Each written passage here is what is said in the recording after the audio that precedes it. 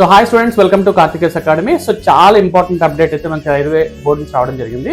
So RRB grade 3 technicians దాదాపుగా 9,000 vacancies already విడుదల చేశారు.